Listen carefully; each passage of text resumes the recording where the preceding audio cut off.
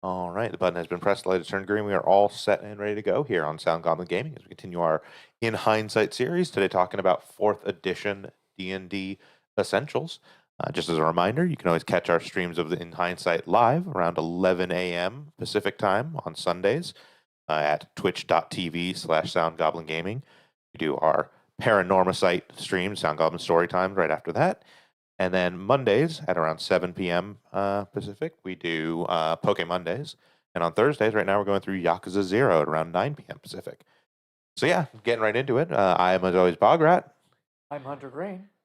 And I'm Vincent. Pulling up the stream. Ox decided to break again.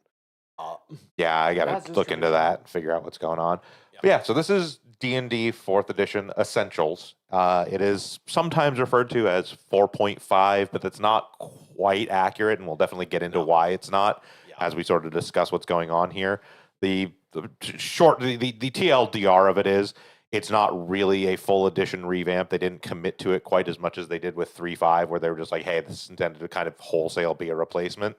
Yeah, This is a alternative set of sort of character options and rules if you don't want to be as nitty gritty as base 4th ed.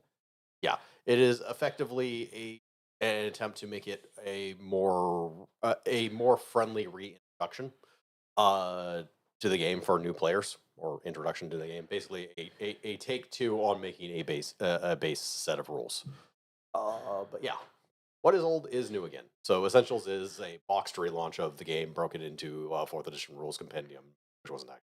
Neither of these are actually in the books and Essential DM stuff. This is just more elaboration stuff. But there's the rules compendium, which is how to play a section merge with DM advice against a DMG, and just parts of the player's handbook that don't necessarily need there. And the Monster Vault, which is effectively a digest-sized monster manual with some reprints and some minor new things. It should be noted everything that got reprinted also got some tweaks, because basically the math at the beginning of 4th edition was too squishy, or was too basically padded soup. So the monsters were a bit too tough and did like no fucking damage. It was a revision toward. This is more of a revision towards a combat system that's at least a little faster. Monsters are deadlier but die easier, kind of thing. Yeah, basically every monster. And player handbook equivalents, which are called. By the way, I just want to point out before we get too deep into it, if you like the sort of cover design and restyle here that's taking place on the Rules Compendium and the Monster Vault and the 2 player handbook equivalents we're going to get to, too bad those are the only 4 books that ever use them. Aww. Well, they're also the only 4 books are actually in the digest size, which you could kind of note from how these look. These are not actually the same standard size that they use for every other book. No, they are much smaller. They're the size of, like, if you've ever bought like a manga or something like that. They're like 3/4 the size of a book. Yeah, they're a bit bigger than them. They're their own size. Yeah, they are definitely not standard sort of RPG book size. In any case, the 2 different base player books are the Heroes of the Fallen Lands, the Forgotten Kingdoms, which divide races and classes between them. Sort of. There's reprints, but there's overlap between this unique book. They did new things. Book, the most striking part of that being the classes, all of which are built on the subclass system, the most annoying fucking system in 4th edition, because it is not named in either of these books. No. There are no rules in any single place that I could find to explain how subclasses work, and despite future books referencing them specifically as subclasses, but they're not referencing like that in the base Essentials book. This mythical thing may exist somewhere, but I could not find it in any book. In any case, subclass still counts as that class, but replaces all class features with new ones, as well as sometimes not gain the standard at-will encounter and daily powers. Also, they can't hybrid. It should be noted, you always get utility powers, because that was actually a good idea, and they just kept the utility powers. I actually don't really have a complaint about that. Of all the things in the system, the utility powers are actually interesting and varied, so I fully understand why they just kept those around. I'm surprised they didn't just make them classes. I mean, they effectively did, is the thing. So this is kind of where we get into that first, like, they kind of made a revision to the system, but also didn't, in the sense that essentially, if you're going to say, so the example we have here is the War Priest Cleric, right? Yeah. Let's say you wanted to play a cleric in 4th edition, but you didn't want to sit there and go through the here's like the 2 or 3, by this point, I think just about every class had at least 4 different sort of build path options. Yeah. You didn't want to sit there and go through like, okay, well, which build path option do I want to do? And then which one of those are going to get me, which powers do I want to take for that, blah, blah, blah. You instead just go, I'm going to be a war priest. Oh, they're And pre-builds. they're sort of. They're not we'll really get into it. pre-built. We'll get into it in a second here, but Okay. the idea is, in a way, they are their own classes. They're just classes flavored over existing classes that work differently. It also has a few advantages because it's a cleric. It qualifies for all the cleric. Okay, I see that then.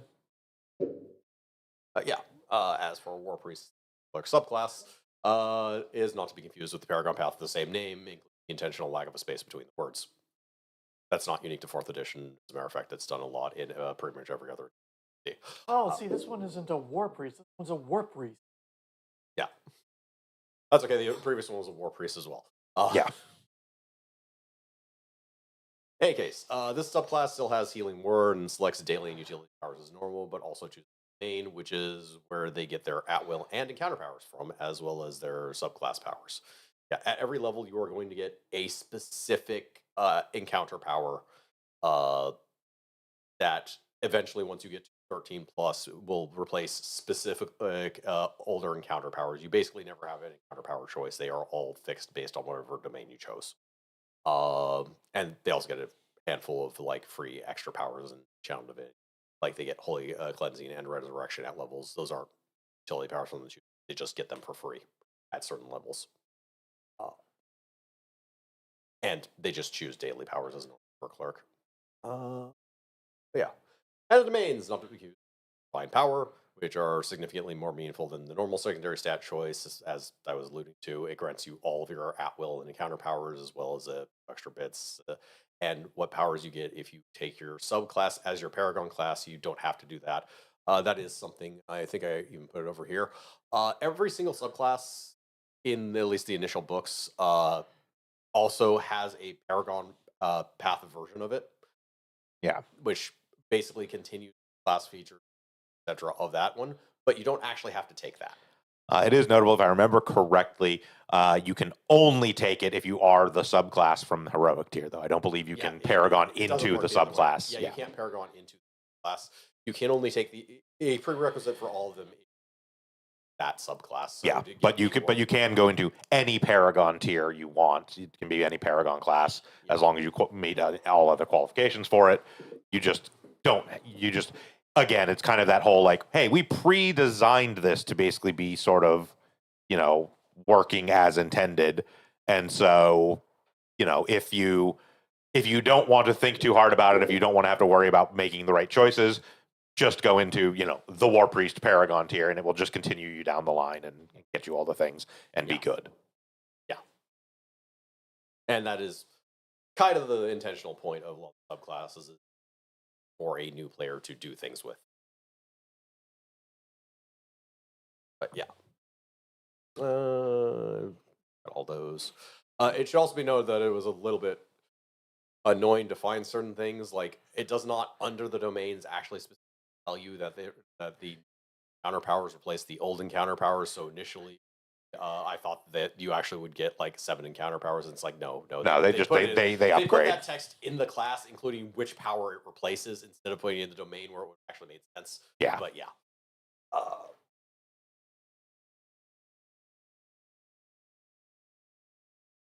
Moving on to Knight and Slayer, the fighter subclasses. So this is actually, I think, in my opinion, one of the really interesting things that happens from Essentials. So fighter, as a base class, is a striker. Oh, no, or not a striker, it's defender. Slayer is actually more of a striker. Yeah. Slayer is intentionally built.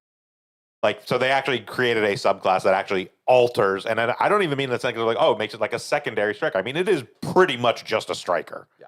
And they do this a decent amount, actually, with subclasses. They will alter roles. Because when it comes to your actual powers, there isn't like a huge difference. And with the exception of like Barbarian, the math on base powers is the same for every single role. Yeah. The thing that actually makes it extra damage, class features. So if you're altering the class features, You can just make anything like a defender or Yep. a striker because dependent. Or you can make a martial controller. Or you can make a martial control. More on that later. I mean, I like that because that is one of my biggest gripes, what I've seen of fourth ed, which is fighter has a very specific thing. There are so many different ways you can build a fighter. You could have them as a tank or as someone that is focused entirely on damage with a particular weapon. So putting them, basically pigeonholing them up, no, you are only a tank, seems like bad design. Well, yes, but you see, Hunter, in World of Warcraft, as a warrior, you can't queue as both a DPS and a tank. No, we could respect between. I was going to say you can now, but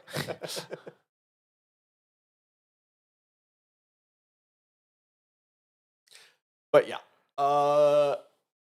Knight and Slayer also are like the most radical subclasses, as are all the martial ones, because they replace all your at will encounter and daily powers, and have plenty of stuff that stays around just making basic attacks, instead of actually having like specific attack powers. And of note, while strength is the primary default stat for these classes, since everything is just based around basic attack, the feat that replaces your entire basic attack with a different stat just works. Yeah. Because there's nothing else that's actually key to your basic. So it means like a Slayer can use Dex as both its primary and because it technically uses Dex as a secondary. Even if they made that feat suck ass. Some fucking. But we'll get to that later. Hey, case. Tanking, striking, and damage. Gone is marking is replaced with the less finicky defender aura that is common among all defender subclasses and just automatically gives effect to all enemies adjacent to you. You don't have to keep track of what is marked. Where this is less finicky, significantly, it's also less effective because if the mark thing moves away from you, it does not have these penalties. Yeah, it's like it's still marked. If you're using marks, things that are that move away from you are still marked. The aura is literally, as long as they're next to you, it works. As soon as they move away. On the other hand, you're marking everything that's next to you as opposed to the one thing you. So there's a bit of a trade-off. It is worth noting, especially with like defender aura there, like you can see the very last line is very important. Enemies that are marked, i.e. by like other defenders that might be in your party, are not affected by the aura. By yourself. Yeah. If you have mark abilities. Figure out how to mark yourself. Yeah. That's anything that's basically it will never double penalize things. They either have the penalty from being marked or the penalty from the aura. They will never have both. that's fair. Also, Essentials tanks get unique opportunities upon shifting or attacking others. It should be a lot of the penalty. Previous classes, or a lot of the like penalty reactions from previous classes were the immediate actions. Opportunity actions are usable per turn, so you could use on every enemy. Immediate actions are used. So you actually get more action when it comes to dealing with other enemies. And for Knight, this one is a basic melee attack that will probably be enhanced by the other feature that both subclasses share, which are stances. There are 6 at-will stances total in each of the classes. There's overlap between the two, but there's also unique ones, of which you choose 2 at level 1 and eventually get up to 4. I think it's by like 9. Something like that, yeah. Low level, all 4 of them. They all affect your basic attack, effectively adding the riders that were normally on the at-will and encounter powers. The Knight gets various effects, including like slow on a hit. The Slayer does more damage for maximum effective plainness. It's plain and it's effective. And I need more space. So the other thing, yes, the simplest fucking classes in the world, I had to get an extra goddamn page and use small damn text. Everything. Don't ask. But the other thing they have in common is their encounter power, Power Strike, which lets you do extra damage when you hit, and you eventually get 4 or 5 uses of it, depending on whether you took a Paragon Path subclass or not. It literally just initially adds weapon damage at 17 times weapon damage, and at 27 is 3 times damage. This is all it does. Yeah, but it never fails because it only ever triggers. You only trigger when you actually land a hit. It actually, again, as we've talked about before, with 4th ed being very proto 5th ed, almost all extra damage abilities in 5th ed are also the same way. Yeah. Sneak attack, you don't actually expend sneak attack until you have made the hit on an attack that triggers it. You don't trigger smites as a paladin until you have actually landed the hit, and then you choose to trigger the smite. So you're not actually expending the resources unless it's going to actually work, which is definitely a much more player-friendly methodology. Yep. It's also, you don't have to decide before you make the attack, which makes more of a, I roll the d20 and then later. Yeah. Which is also kind of nice. But yeah, added together, this is almost a neat build your own encounter power, except for the problem here, which is there's only 6 stances, and they're all locked level 1 effects, making their riders permanently instead of scaling with level liking powers. This would have worked so much better if the stances scaled more aggressively, or if you could pick better ones at higher levels rather than getting your 3rd and 4th choice. It also would have been better if the Slayer's choices weren't different flavors of damage. That one specifically that I put, like, I think equal to your dex modifier after making an attack. It should be noted, all of these are almost all of these are rigged to like base attack and not necessarily attack. So if you are making range attacks, it still actually works. Yep. yeah. Again, there is technically a whole ranged Slayer build. Yeah. That just goes heavy dex focus and utilizes the range attack, basically. The one thing, so as far as the scaling goes, just to like specifically pointed out, like on Battle Wrath there for the Slayer, right? The base one is just when you're in that stance, you gain +2 power bonus to the damage rolls of basic attacks using a weapon. At level 11, this scales to +3. At level 21, this scales to +4. I want to clarify for anyone that is, familiar with D&D in general, but not necessarily with 4th ed, who thinks maybe that's good. It's not. It really is not. No. At the difference of 2 damage across 20 levels, at level 21, +4 damage is basically fucking nothing. Yeah. And it's not being multiplied over like multiple attacks like fighter and 5th edition. No. They got 1 attack. Yeah, they get 1 attack. You get the one thing you use.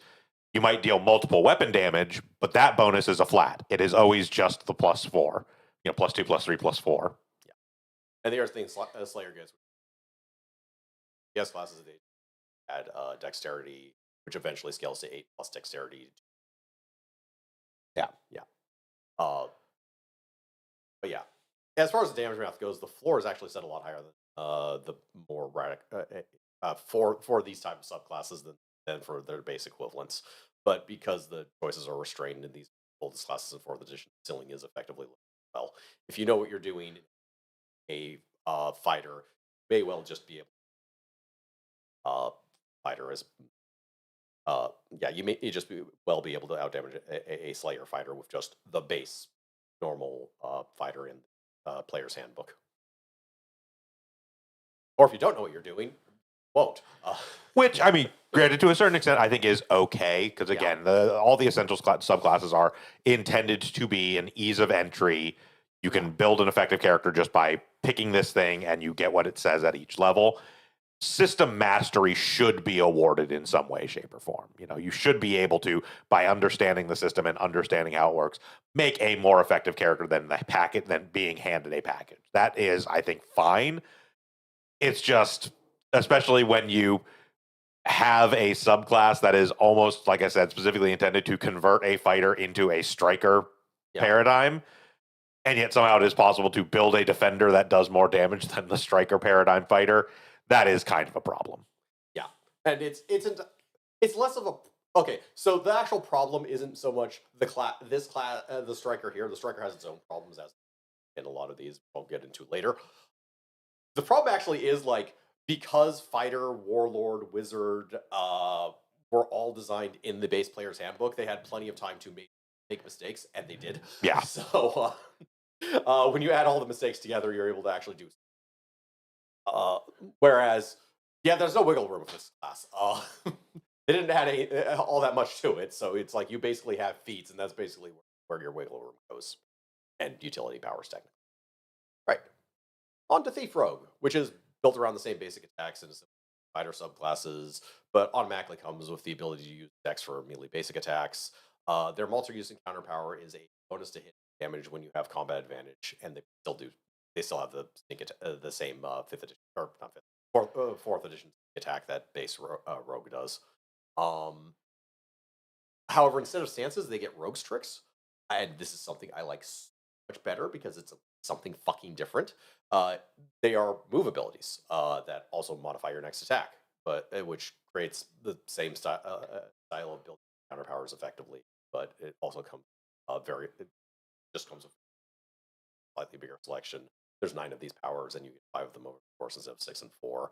And in general, in general, the movement powers, because there just aren't that many, completely relegated to, or practically completely relegated to utility powers. This is actually something different than like the actual base rogue class normally does. In addition to just getting the utility powers that I rogue get anyway.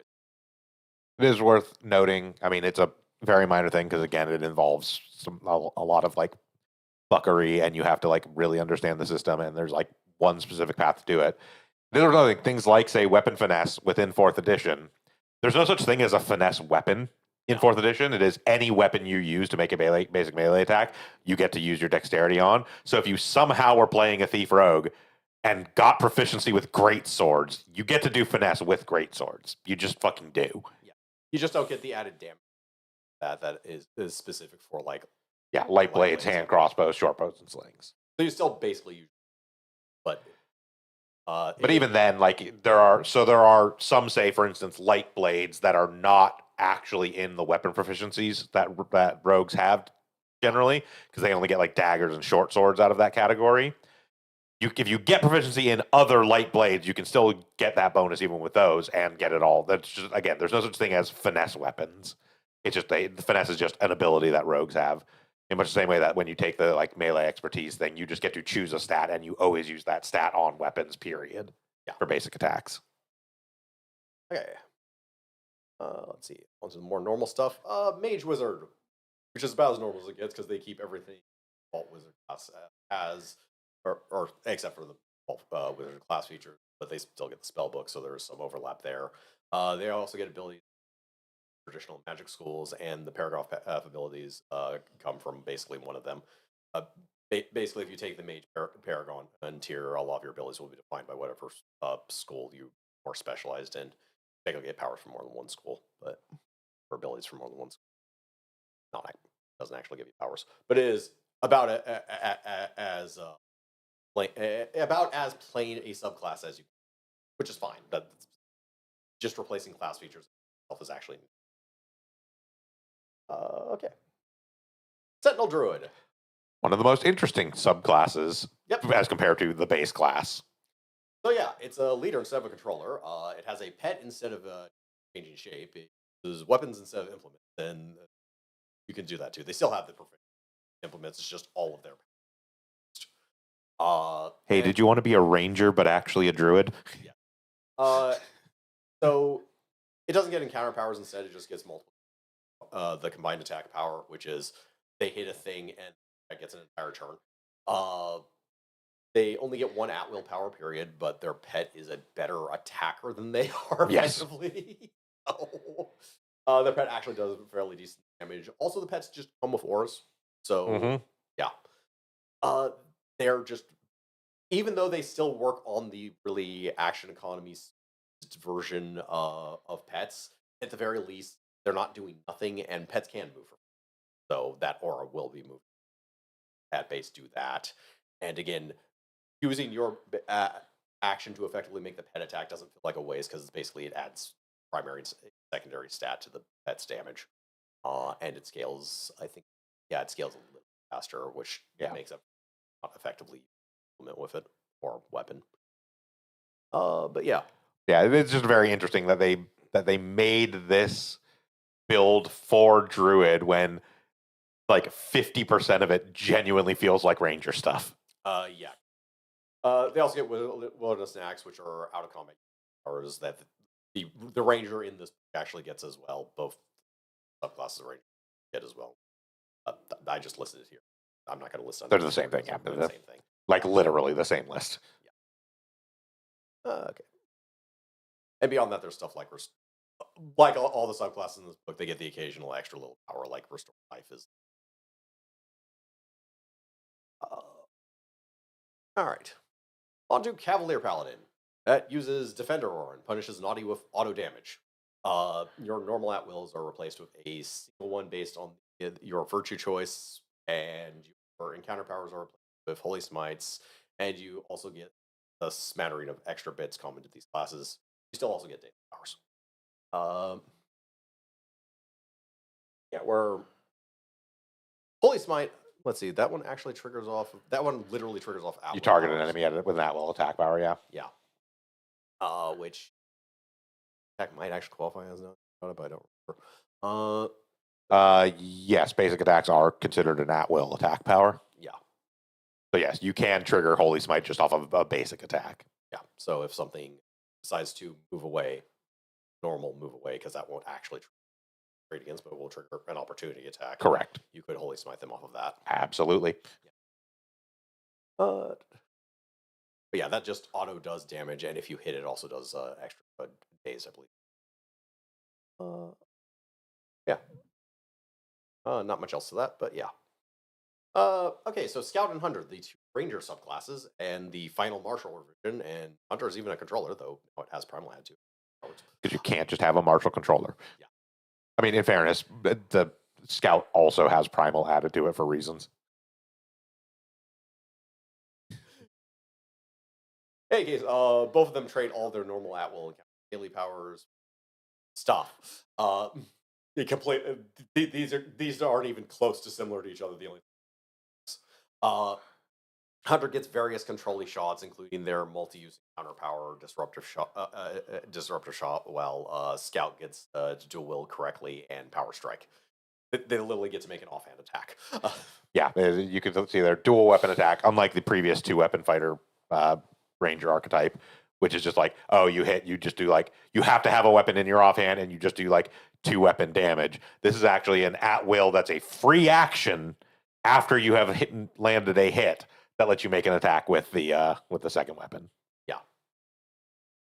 But yeah, and they both also share aspect of stance are more various than the fighter ones. Bonuses to which are combinations of, like, movement buffs, attack buffs, and sense buffs, and really are meant to be changed a lot more. Like with fighter, you it's very easy to fall into. I'm just going to stay in this one stance for the entire fight. With Ranger, they really are built for you to just swap between going on, and there are some like a bonus to perception is out of combat, stuff like that, basically.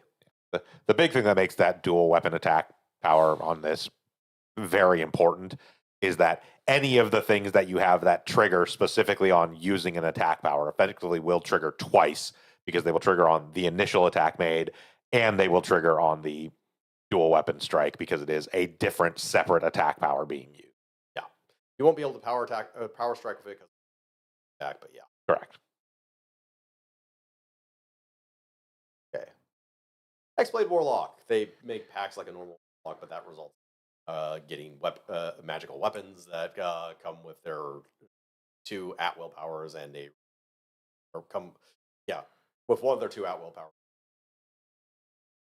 associated with the weapon, as well as a repeatable encounter power that replaces normal ones, basically like all the encounter powers we saw from Marshall. Yeah. It also determines which secondary damage, what pack boon you get, and what summon with extra bonus powers. Other than that, they're pretty fair for a warlock.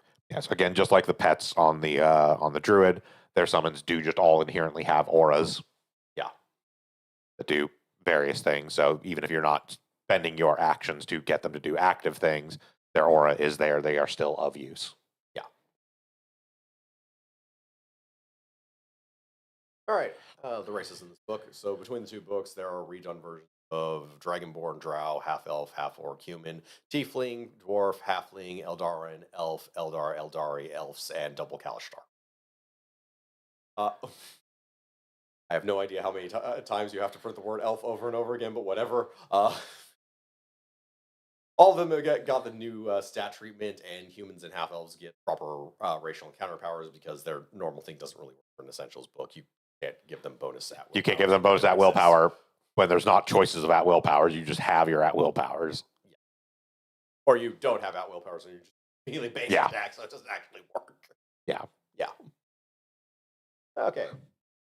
and feats in here. So to note, expertise is broken up into various slightly better feats that do the same thing plus a little bit of an extra. So they all give plus tier to hit. But like bow expertise here also gives you plus tier to damage of a weapon attack you make with a bow against a creature that's not adjacent to creatures. Light blade plus damage when flanking. They're not always plus damage. Let's see. Orb is like any forced movement you make is an additional square. Yeah. Stuff like that. Yep. And they also printed melee training in this book and nerfed it because they're overcautious of the book. Yeah, you still get to choose whatever stat you want to use. You just only get to add a half stat to damage for whatever fucking reason. Yeah, it's like, oh no. Because that whole difference of 2 to 3 damage is really going to make the fucking difference, I guess. Yeah, I get it. It's yeah, I guess you could make a character that a Slayer that only uses dexterity. Actually, you could dexterity because you just range weapons. But I don't know. I guess you can make a melee Slayer that only uses dexterity, and that would be so bro. Yeah, no, it's not even fucking close. Like, yeah, again, as I mentioned earlier when we were talking about Slayer, once you get past a certain point, an extra 2 to 4 damage doesn't fucking mean anything. No. And they don't get daily powers. They don't get to stack various power bullshit with other striker classes, etc., etc. And their writer effects are almost always just damage. So if you're trying to do something other than damage, well, too fucking bad. But yeah. All right.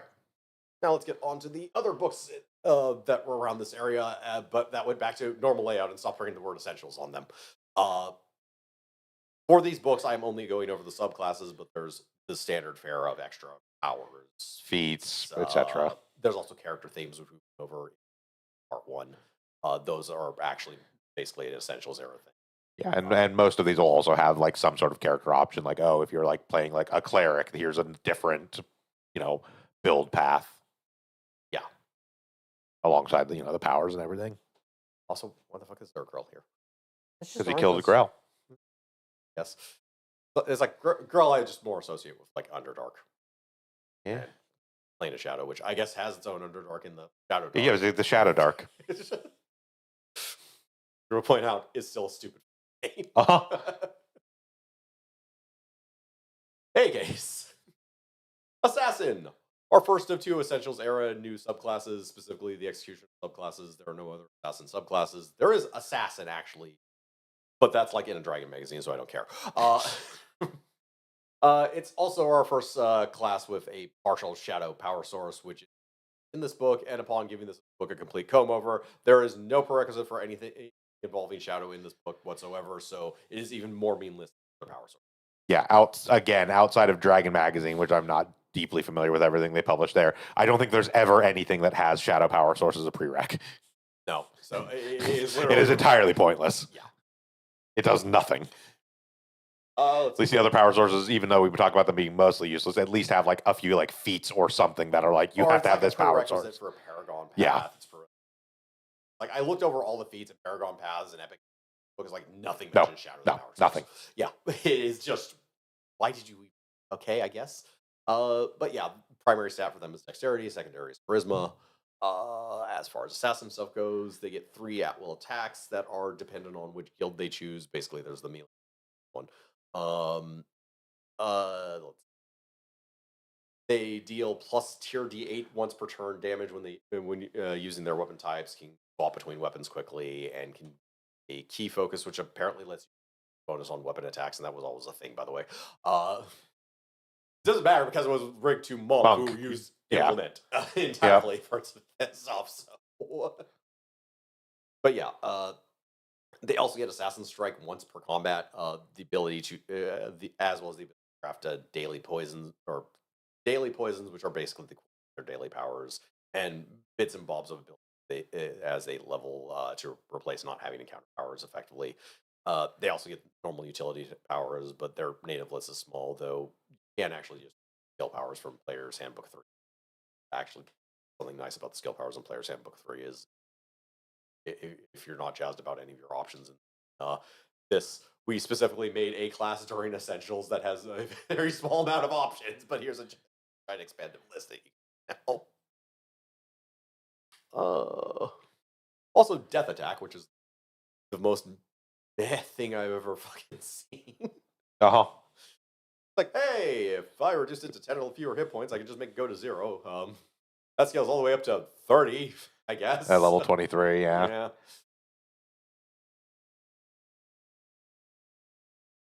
Let's see, Blackguard. It doesn't have to be evil, but does have to have a vice. We build our own paladin with blackjack and uh, it is actually a striker, not a defender. Its primary strength, secondary is charisma. So your at wills are Vengeance Strike and something determined by your vice, and Dread Smite is for essential style attack booster with a growing number of uses. Same shit as everyone else, basically. Striker's extra damage comes from adding charisma to damage.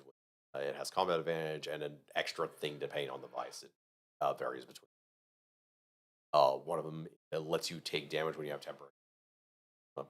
Again, other one is just extra damage when you have combat advantage. When you have combat Advantage plus 2. Yeah. Yeah. Yep. Yeah. Pretty straightforward. They still get daily powers, so. Let's see. Vampire. What? It's not even pretending to have a subclass here as a class. Their primary is dexterity, sort of. Their secondary is charisma, sort of. Okay. It is worth noting that the way that they handle within 4th Ed that vampires could technically be made from anything is just by making them a class rather than a species. Yeah, rather than a species or a template on top of it. Yeah. So you get to choose what utility powers you get with this class, your Paragon Path, and your Epic Destiny, and that's it. You start with 3 at-will powers, Blood Drinker, and a specific daily power, and only gain specific daily powers as you level. When you would get an encounter power, you either get a specific one or another use of Blood Drinker, depending on the level. If it is a level when a power would be replaced, the class tells you which power is replaced. You're also forced to have the occasional power that attacks with your secondary stat. On the bright side, you can use a key focus or holy symbol. Yes. So the powers themselves are on theme with blood play being represented by healing surges. This class is literally pre-built for you. It is also important to note the reason I bring up vampire being a class and not a species, not a template you have to add to species, et cetera, is this does mean that you can do things like make a shard mind or warforged vampire. This is also one of the funniest parts of this class when it comes to optimization. Class, the best thing you can make the feat that you replace powers with other powers. Yes.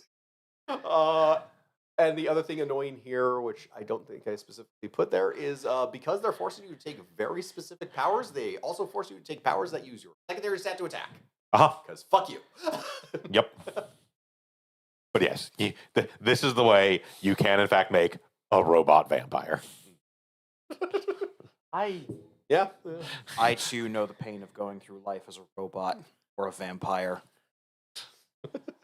I don't know if I know I don't like vampire as a class. To me, it's funny just because it harkens back to like very early Dungeons and Dragons, not even advanced Dungeons and Dragons, where elf and dwarf were classes. Yeah.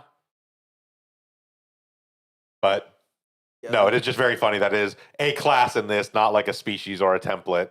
And so you can just make silly, stupid combinations. You can make things that are specifically like not organic life into vampires. Yes, you can. You can't make stuff like Warforged or Shard Mines or Talk vampire. Bloodstone. All right, Binder. Warlock, but controller, and kind of like War Priest. Your at-will powers are a generic one and a pack-specific one, and your pack, Gloom, or Star determines all of your encounter powers as well as what you learn to summon, all 9 in place of power. You'll get the rest of your daily powers. This one annoys me. Well, okay, so also the funniest part of looking stuff up with the optimizers is like, if you wanted to be a controller warlock, you're better off just being a base warlock and taking more controller-y powers. I mean, It yes. actually works better.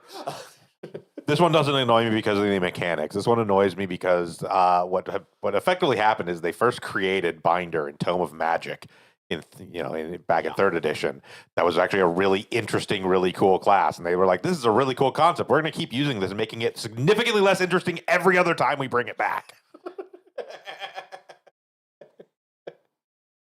You're not wrong. It also doesn't help the fact that they basically subclassed it on Warlock, where it's like mechanically it has nothing to do with Warlock. No.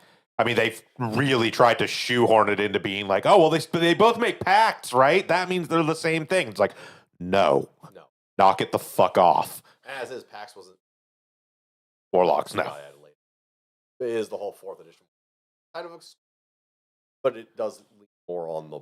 It probably leans more on the Warlock side mechanic. Roughly 4th edition. Yeah.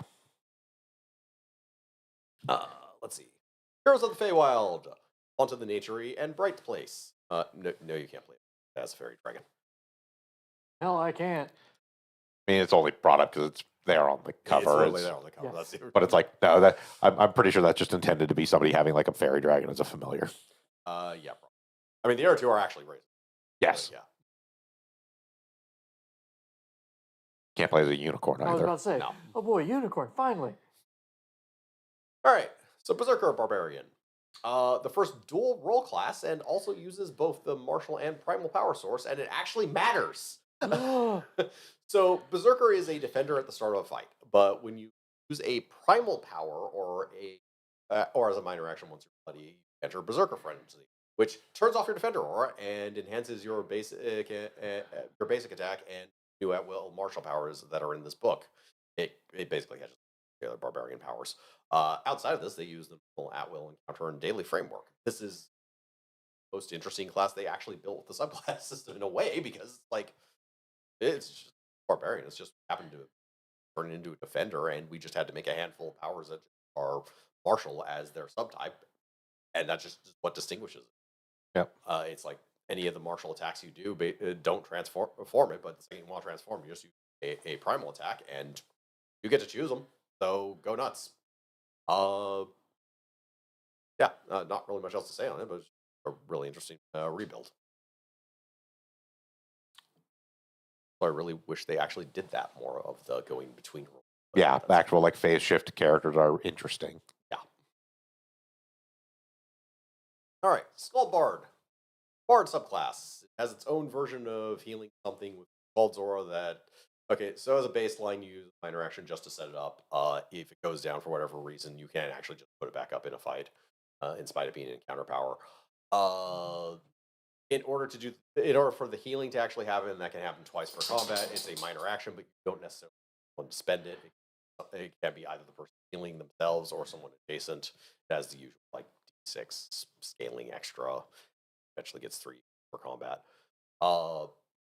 The more interesting part about it is there are new powers here that attack extra effects onto that aura, including at-will powers that give you rider effects on your basic attacks and that do more dynamic things with it. Is also an interesting way of subclass. Also lets you engage as much or as little as you want. Also, they add charisma. They replace charisma with their base attack. Yep. That's fun. But yeah, other than that, they use the normal at-will encounter system. Have to except they get an extra. They get an extra first level daily power. They never replace their dailies. Come to 3 daily powers, which have to be a different level eventually. Generally, it means your 3 most recent ones, but not always. All right. Protected Druid. Another one.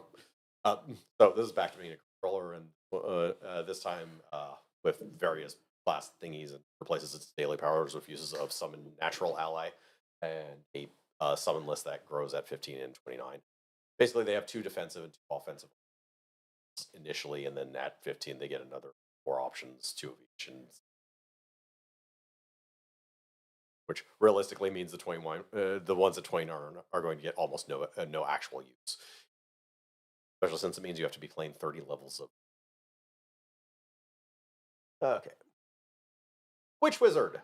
Let's see. You get a free familiar. Choose cantrips, and your Coven choice determines which one of 2 first-level encounter powers you start with instead of choosing one. Otherwise, you a wizard. You're also just better off being a wizard. Yeah, this class feature. Let's see. Heroes of the Elemental Chaos. Closer to a powers book in the sense that it's more options for existing things, but there are also a couple of subclasses. But before that, Monk, which has the section on the Sublime Way and the new monastic tradition, Desert Wind. In case you forgot, in case you're wondering whether or not the designers were grabbing notes from the Book of Nine Swords. This is no actual relevance. This is just bog standard Monk, but still, it was interesting just seeing in here. Let's see. Elementalist Sorcerer. Do you want to blast? Play a warlock. Yeah. You don't get encounter powers or daily powers, but you get Elemental Bolt and the will AoE and eventually 4 uses of Elemental Solicitation. This is a striker that specializes in damage more so than any of the other ones, actually. It is actually known as a decent class for decent to win. But it's also weird in the sense that basically, yeah, you get this stuff. Oh, It's good stuff, and again, it does AoE damage really fucking well, which is fun. But yeah, you're basically making all of your choices level 1, other than utility powers. Right, Shire Wizard. Let's see. You get a familiar with some new choices that can also change out your daily or utility powers and grants elemental or grants cantrips of choice. Literally any cantrips printed, but I think that's basically the same for all wizards. And the normal wizard, etc. and no longer hilarious diplomacy checks. Yes, and no longer hilarious checks. For what is probably ironically after you get enough levels on the most powerful class in the game, or considered one of the most powerful classes in the game. But oh god, are the early levels awful in 3.5. I'm going to send out my servant. I'll cast that spell in 3 days when it gets back. If it's not on your spell list and above a level you could normally cast, it can take like a D6 days. You can't get all the level cast. Or whatever. I just remember the most stringent one was like a D6 days. Yeah. I don't know. It's been a while since I looked for it, but let's see. All right, Monster Vault. Not to be confused with the Monster Vault from earlier. This one, yeah, this one has the subtitle "Threats to Mentir Vale." Threats to Mentir Vale, the Wizards of the Coast R&D team. Well, yeah, from book. So let's see. These are actually specific named monsters, and at this point, again, as I noted earlier, monster defenses are generally a bit lesser, and they hit for about twice as much. Let's see. All right. So my thoughts on this whole. The monoclasses from it. Well, the at-will encounter daily and utility setup makes characters feel class. It's not actually the biggest contributor to that problem. The fact that most non-utility powers are a standard action that damage plus rider kind of. While the subclasses do a decent job of adding class variety and often break from the usual power structure, they still tack somewhat close to at least at-will and counterpart, and the utility is always there, though that's not a bad thing. They were easily listed powers in and the attacks are still basically same thing, but less variety that never changes thanks to the lack of more options to select. Essentials does a lot to actually create different character builds, but they're still basically kind of acting the exact same in combat, with if anything less. Yeah, I've talked about it before because we did briefly play a game after Essentials had come out. We gave them a try, and I actually played specifically a Slayer fighter. Yeah. And while there is, the issue of the mono class in 4th ed where every class plays the same, what that does mean is that every class has stuff they can do. They have a variety of options. They have different things to pick depending on the situation, so on and so forth. And as a Slayer fighter, my turn would come up and I would hit things with my sword. Yeah. And that's what I did. Yeah. That's all I did. Sometimes I hit them harder with my sword, but it's like, okay, Bograt, it's your turn. What are you doing? I make a basic attack. Oh, I hit. I'm going to pop this power to do, 10 extra damage. Next. They undid all the work that Fourth Ed had done that was good stuff that made classes that were previously uninteresting more interesting to play by moving it into Essentials, where they just moved it back to like, no, you don't actually have options. You just do this one thing. Yeah. And the bigger problem, and I think I get into slide is no, didn't quite get into that in the next slide. But one other thing I will say is the also bigger problem with all those essential classes is it is 30 levels of that. This isn't like okay, I'm a new player, here's like practically no options for the first 5 levels where I'm getting a feel for the game and everything. I mean, to be very. Then I start for dynamic powers and such. It's like, no, you get this is all 30 levels. Yeah, I mean, honestly, it would have been fine even if they just went through heroic. Yeah. Like just did the first 10 levels of like, hey, we're going to give you like a guideline for the first 10 levels. And then you've got the world of Paragon Paths and, Epic Destinies to pick from. No, it is just straight up. You can just put the guardrails on and put on a blindfold and go. Yeah. You will not have fun playing the game doing this, but you can. And the easiest way of actually making that work would have been just to like, once you start getting to higher levels, okay, here's more stances from, they actually do more dynamic things. We can start throwing like movement powers on like the rogue had. You could also give like the fighter and vice versa. You give stances to the rogue, stuff like that. That would have actually just been like, here's more choices at higher levels to actually make the character a bit more fun to play as you actually get more. Yeah. But yeah. I didn't want to put it on record, by the way, before we get too deep into the rest of this analysis. I did just look it up to remind myself as well. The longest a Shire could take at 3/5 is a D6 plus 1 per level of the spell if you're seeking a divine spell, whether known or unknown. So potentially up to 17 hours, which is still kind of a, I guess maybe I'll have this spell at some point. Yeah. Like, right, if you're getting a divine spell, it's for one very specific reason, akin to like the clerk going, okay, let's rest so I can get that one specific clerk spell to Pretty solve much. this fucking problem. Right. So the other thing, overcautious design. So the other big problem I find with this edition, now that I've taken a deeper look at it, is how much trying to game balance led to new and experimental things being done in overly cautious manner and then left to rot instead of being tweaked up in power with future rules. Meanwhile, the player had book 1 classes that kept getting more and more things. Books were released, kept growing in effective power as more options just does that. The more options you give to something, the more powerful it's going to be, even if you keep all of the options in balance, because they can still just pick the best combinations of options. The general rule for power of a class is in this edition is just the older it is, the more powerful, with some exceptions.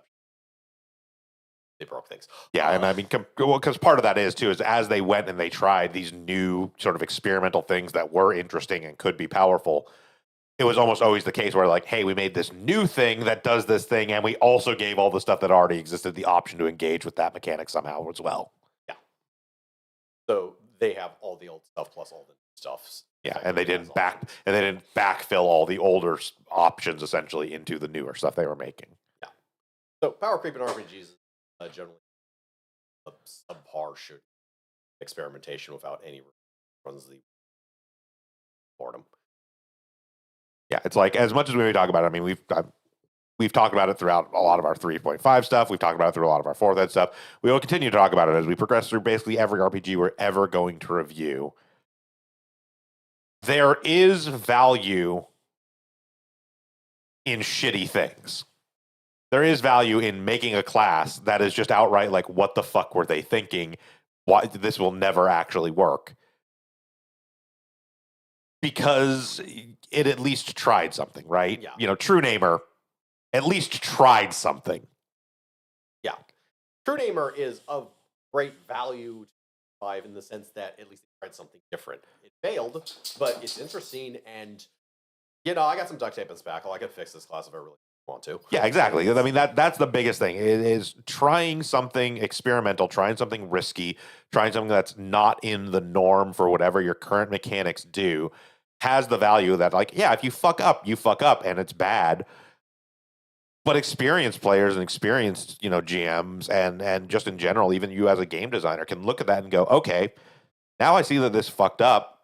how can I fix that? And then you either, make a revised edition of the thing yourself as the game designer, or, fans make a homebrew like, hey, here's how you fix this thing and like, make it actually functional because it allows you to play with interesting concepts without having to hamstring them by basically tying them to bland mechanics. Like you said, boring is the worst thing. And like everything, even the experimentation they tried in fourth ed across the board always ended up being tied back to, right up until Essentials, it was all still the mono class, right? It was all still, everything worked the same for the most part. There was only the slightest bits of variation here and there.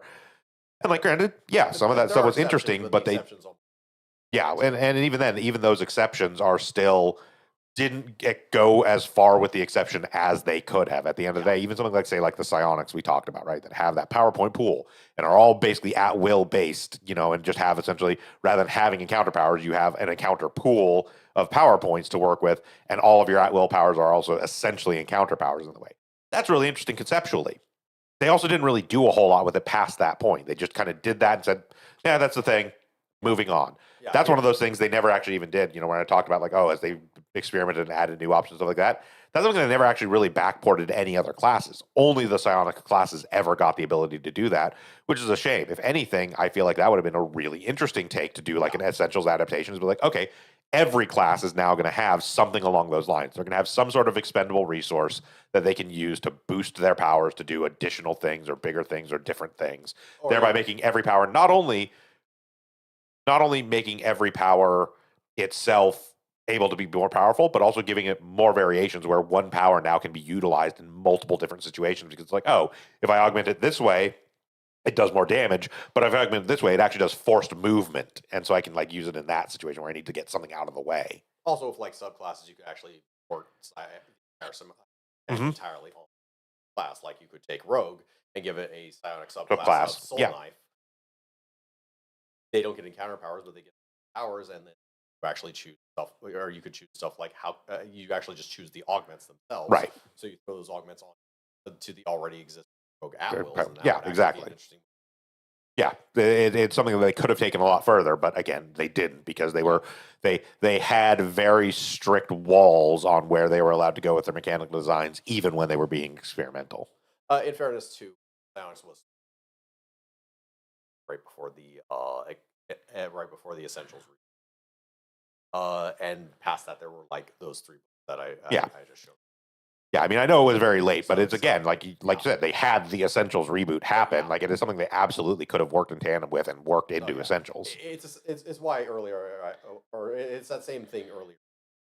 Like they basically need to start doing earlier in the edition to actually make things more varied and to actually give themselves more space to play with, as opposed to just coming out with more of the same basic concept reduxed other classes without any real experimentation going, like much of it. Yeah, and unfortunately, too, part of that too is things you can't necessarily plan for, because like one of the big things, the reason that they're able to do a lot of revision and rework with 3.5 is because 3.5 did actually really successfully revitalize 3. It rebuilt interest in it. Yeah. It made the third edition, even with that revision into 3.5, have a lot more life left to it. They were obviously trying to do something similar with Essentials, but it just didn't hit the same way.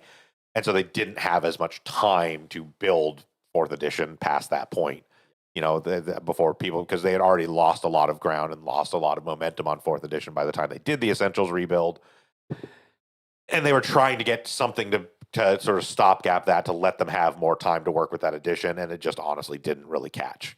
The other problem, and our own fault for building this ridiculous Sisyphean chore into the system, is the counter daily and utility powers that you gain over and over and over and over again. Level up takes up an enormous amount of design space and an enormous amount of designer time to build, especially for things that could have actually been built to just straight up scale as levels went up, and you could have made a lot less choices, and it feels still have it still just as varied, if not more so, because sometimes you have to abandon an early level encounter power for an encounter power that is nothing like it. Yeah, it's not actually a straight inline upgrade. It is just, no, this is an entirely different power, but I need to have this power, and my only the best option for me to drop is this other one that does something completely different. Yeah. Yeah, I've completely changed my utility out of the necessity of the growth system of the game, which is not great design wise. No, especially when like okay, the difference. This literally pulls back the curtain when you get to like the basic strike power for fighter of like that's the scaling you need for an encounter power, and the daily powers aren't any different. There's just you just need to increase weapon damage or whatever the damage dice is at these levels, Yeah, and that's it. And you have a scaling encounter or daily power, you might want to scale the effect up because the effects generally get more powerful as you get into higher level. But that's about it. yeah. Yeah, yeah. And from here, the back of the book. So again, some ideas that seem behind essentials, stuff I can actually get behind. Mainly a simpler new player experience, cognitive load reduction, especially on the marshals. The problem with this execution reduction in load is a full ass lobotomy here for 30 level life of a character. A level 1 Slayer is only slightly less complicated, 25-1. And while they went too far with the marshal, the problem with the normal marshal is almost the opposite problem because they just kept everything. Sometimes with more features than the base ones, making them less than stellar for a new player, and still in these books anyways. Like your wizard is still has just as many choices. This book doesn't present him with as many choices, but they are still there. And if you're actually building a wizard using all the books, you get all of the wizard powers to choose. Um, uh, but yeah, the idea that fighter should be a player experience is also just a poor one from its initial conception. I keep hearing this repeated outside of fourth edition or anything else, just for a general role playing idea. And no, it's not a good idea. A new player is going to run or want to run what they want to run, and you should make the game accommodate the fact that a new player is going to want to run what they want to run. All early level characters should be the tutorial class for a new player. Period. Whether Yeah. it's a wizard or a fighter or a rogue or a bard, it Absolutely. doesn't matter. They have to. They should be designed with the idea that that person's first a character in an RPG. Yeah, it's like again. So the fighter is the tutorial class. You should play a fighter as your first thing in D&D. I have said that before myself, but I don't say it as a justification of design decision. I say it as an unfortunate practicality. Essentially, it is absolutely from a designer standpoint. No, absolutely. Every class, the first handful of levels should be a very basic intro to the game systems themselves, interacting with those game systems, and give you relatively the same experience in learning those game systems, right? Like to keep it from being, the mono class issue to begin with.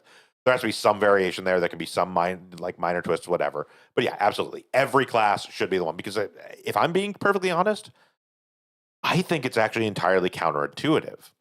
I think the thing that a new player is least likely to want to play is a fighter. Yes. Yeah. Because it's the most boring option, right? Even when you have stuff, say within like 5th ed, where you've got, wacky out there fighters like fucking Echo Knight and Ethereal, and like Arcane Knight. Like you have some wild out there options, but at the end of the day, you're still a dude in plate mail hitting shit with a sword.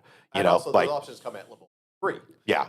But like so it's one of those things where it's like and even then those options, while they are interesting and wild, they're not nearly as wild as a fucking wild magic sorcerer. Like they're not out there, they're not insane. And so like I think it is when it is said from the stance of a practicality, when it is said from the stance of, oh, this is your first time playing D&D, tell you what, why don't we build you a fighter so you can kind of get to understand how the systems work and the rules work and not have a whole lot, not have to go pouring through spell lists and trying to figure out what they mean and stuff like that. That's an unfortunate practicality, not a justification for the design decisions. I'm not saying it's good that I have to do that, but it is the reality of trying to bring somebody into the game. Oh, there's a difference between my comments directed at game designers and my comments directed at like players. Yeah.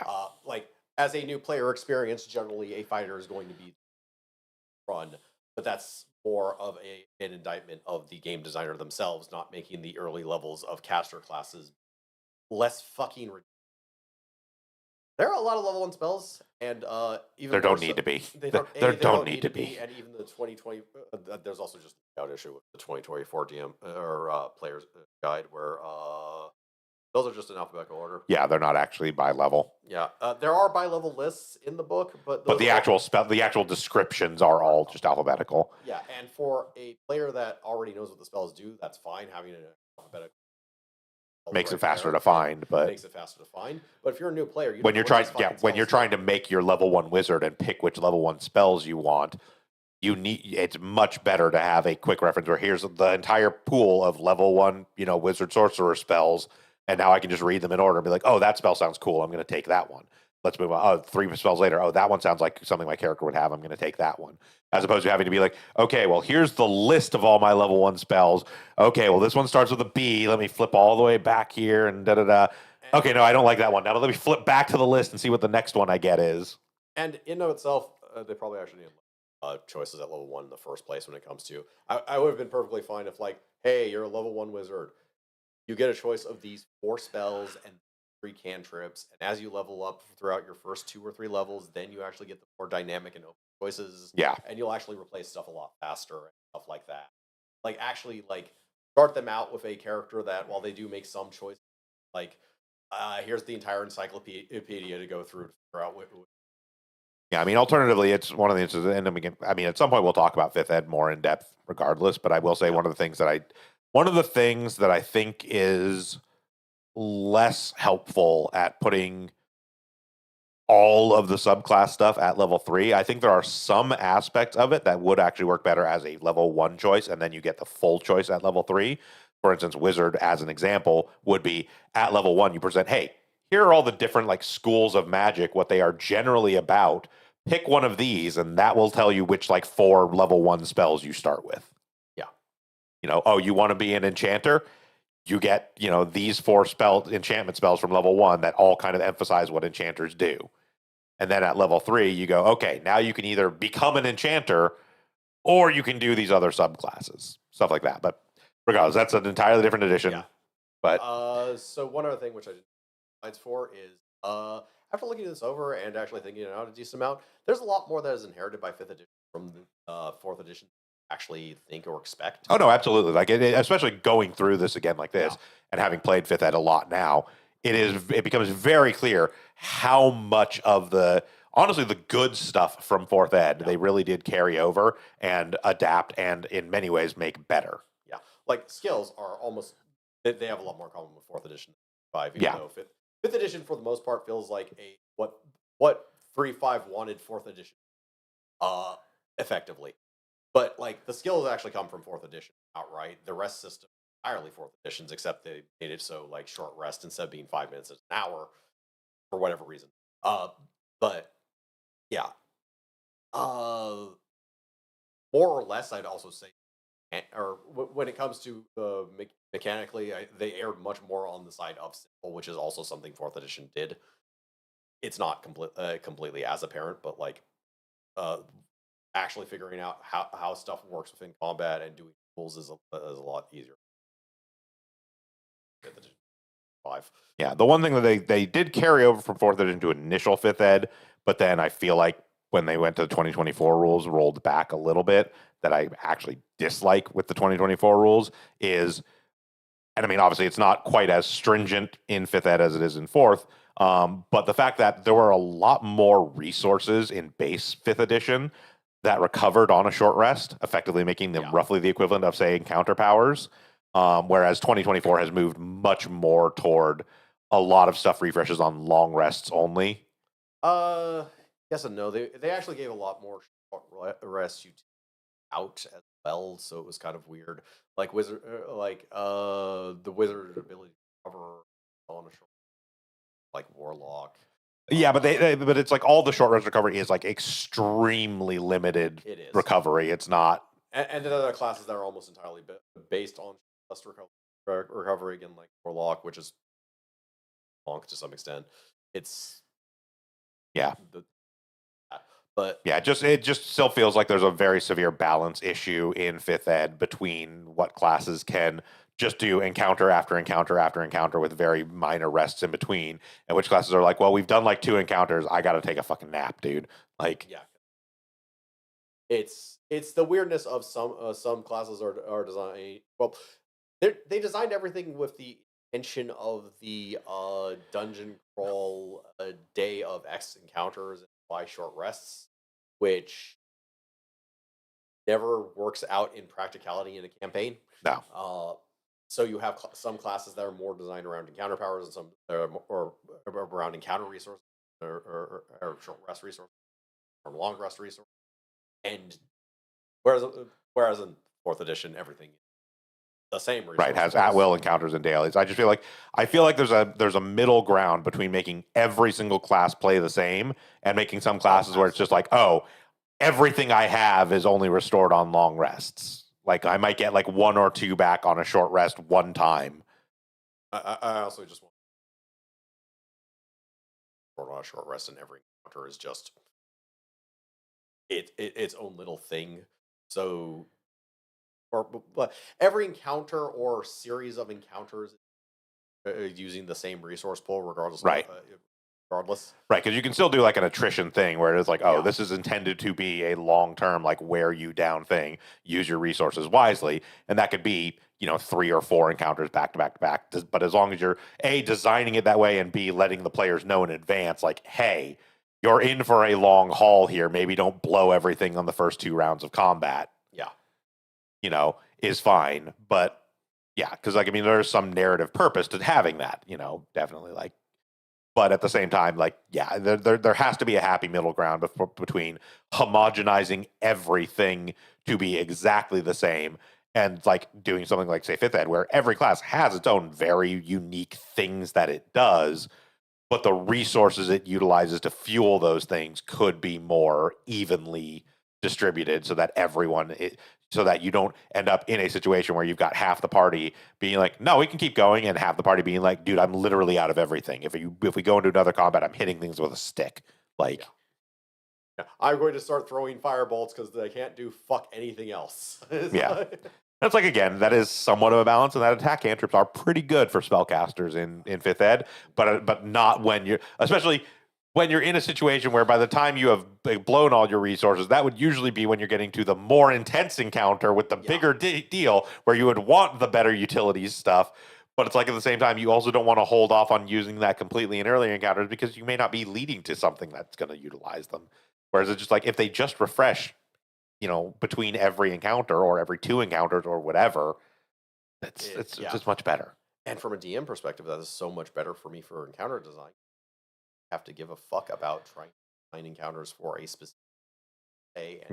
But I still have some idea of the balance of the whole thing. Yeah, and I can have more narrative like space to breathe in the sense of like, oh, I don't have to worry about like, oh, there's this like this is what the narrative situation is, and the like narratively there's an intense pressure of like, oh, you have to get there and deal with this thing in time. Well, I mean, I guess that means I can only really put like 2 encounters in, because otherwise they're going to be out of resources by the time they get to the thing, and they can't reasonably, within the narrative sense, take a fucking nap for 8 hours to get their shit back because they really got to go.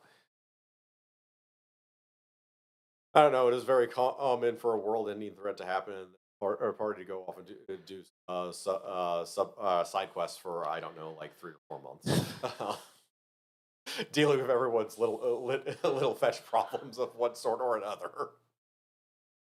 But yeah, no, it is definitely a thing where you can, especially now with like fifth ed already having undergone its sort of mid-season revision.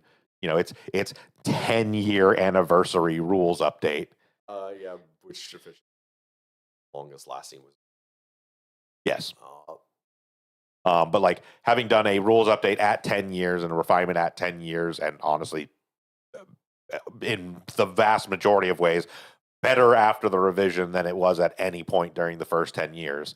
But like it is definitely a thing where like now going back to fourth ed, you can see a lot of the early sort of proto DNA of what makes fifth ed actually really good at work in fourth ed. It was shackled so badly by the base design of the system that they couldn't actually make the things work the way they do in fifth ed that makes them really good. Yeah. All right.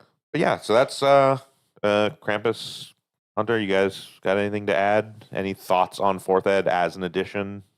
So, my feelings on fourth ed as really hasn't changed from when we first played fourth ed. I think it sits somewhere in between a tabletop game and an RPG. It doesn't do all that well. It doesn't do anything egregiously sinful. I don't hate it, It's very, very low on list of games I would go back to for anything other than sheer novelty value.